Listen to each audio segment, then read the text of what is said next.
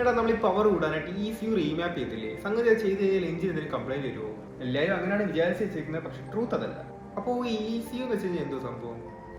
Okay, ECU എന്ന് വെച്ച് കഴിഞ്ഞാൽ എഞ്ചിൻ കൺട്രോൾ യൂണിറ്റ് അല്ലെങ്കിൽ എഞ്ചിന്റെ ബ്രെയിൻ എന്ന് നമുക്ക് പറയാൻ പറ്റും. കാരണം എഞ്ചിനിലോട്ടുള്ള ഫ്യൂവൽ, ഇഞ്ചക്ഷൻ ടൈമിങ്, അതുപോലെ ത്രോട്ടിൽ റെസ്പോൺസ്, അതുപോലുള്ള കാര്യങ്ങൾ കൺട്രോൾ ചെയ്യുന്നത് ഈ ECU എന്ന് പറയുന്ന ചെറിയ മോഡ്യൂളാണ്. നമ്മൾ ഈ ECU റീമാപ്പ് ചെയ്യുമ്പോൾ എഞ്ചിൻ അങ്ങനെ വ്യത്യാസം വരുത്തില്ലല്ലോ, എഞ്ചിൻ ഓപ്പൺ ചെയ്യേണ്ട അങ്ങനെ ആവശ്യമൊന്നും വരുത്തില്ലല്ലോ. ഈ ECU റീമാപ്പ് ചെയ്യാന്ന് വെച്ച് കഴിഞ്ഞാൽ എഞ്ചിൻ ഓപ്പൺ ചെയ്യാൻ സ്പാനർ വേണം, ടൂൾസ് വേണം, അങ്ങനത്തെ പരിപാടിയൊന്നുമില്ല. ജസ്റ്റ് ആ ഒരു ECU മോഡിൽ അതൊരു സോഫ്റ്റ്വെയർ ഉണ്ട്. ആ ഒരു സോഫ്റ്റ്വെയർ നമ്മൾ റീപ്രോഗ്രാം ചെയ്തു. കാരണം അതിൻ്റെ അകത്താണ് ഈ എങ്ങനെയാണ് ഫ്യൂൽ പമ്പ് ചെയ്യേണ്ടത്, എത്രത്തോളമാണ് ഫ്യൂൽ പമ്പ് ചെയ്യേണ്ടത്, എങ്ങനെയാണ് ഇഗ്നിഷൻ ടൈമിങ്, ത്രോട്ടിൽ റെസ്പോൺസ്, അങ്ങനെയുള്ള കാര്യങ്ങൾ പ്രോഗ്രാം ചെയ്ത് വെച്ചിരിക്കുന്നത്. സോ ആ ഒരു പ്രോഗ്രാമിനെ നമ്മളൊന്ന് റീപ്രോഗ്രാം ചെയ്യുകയാണ് ഈ റീമാപ്പിനെ കൊണ്ട് ഉദ്ദേശിക്കുന്നത്. ഇതുകൊണ്ടുള്ള അഡ്വാൻറ്റേജ് എന്താ ശരിക്കും?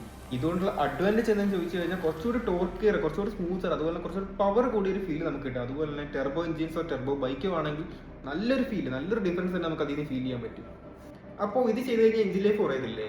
ഓക്കെ, ECU റീമാപ്പ് ചെയ്ത് കഴിഞ്ഞാൽ എഞ്ചിൻ നശിച്ചു പോകുന്നതെന്ന് പറയാൻ പറ്റില്ല. കാരണം ഇതിന് കുറച്ച് റീസൺസ് ഉണ്ട്. ദാറ്റ് മീൻസ് അഗ്രസീവ് ആയിട്ട് വണ്ടി ഓടിക്കുന്നവർ അല്ലെങ്കിൽ ഫുൾ ത്രോട്ടിൽ കൊടുത്ത് എപ്പോഴും വണ്ടി ഓടിക്കുന്ന ആൾക്കാരൊക്കെ ഉണ്ടല്ലോ. അത് മാത്രമല്ല, മെയിൻ റീസൺ എന്താണെന്ന് വെച്ചാൽ വളരെ ചീപ്പായിട്ട് ട്യൂൺ ചെയ്യുന്നവരൊക്കെ ഉണ്ട്. സോ അങ്ങനെയൊക്കെ ഉള്ളവരാണെങ്കിൽ എഞ്ചിൻ ലൈഫ് കുറയാനുള്ള ചാൻസ് ഉണ്ട്. ഓക്കെ, അപ്പോൾ കാര്യം ഏകദേശം എനിക്ക് വേണ്ടിയിട്ട് അപ്പോൾ സേഫ് ആയിട്ട് നമ്മൾ റീമാപ്പ് ചെയ്യണപ്പോൾ എനിക്ക് ചെയ്യേണ്ടത്. ഓക്കെ, നിങ്ങൾക്ക് എഞ്ചിൻ റീമാപ്പ് ചെയ്തേ പറ്റത്തുള്ളൂ, പവർ കാണും, പക്ഷേ എഞ്ചിൻ ലൈഫ് ഒട്ടും കുറയരുത് എന്നുള്ളവരാണെന്നുണ്ടെങ്കിൽ സ്റ്റേജ് 1 റീമാപ്പിംഗ് ചെയ്യുക. സ്റ്റേജ് 1 ശ്രദ്ധിക്കേണ്ട മെയിൻ കാര്യം എന്താണെന്ന് വെച്ചാൽ റെപ്യൂട്ടഡ് ആയിട്ടുള്ള ട്യൂണേഴ്സിനെ കൊണ്ട് മാത്രം എഞ്ചിൻ ട്യൂൺ ചെയ്യിപ്പിക്കുക. ചീപ്പ് ട്യൂണിങ് ഒരിക്കലും ചെയ്യരുത്.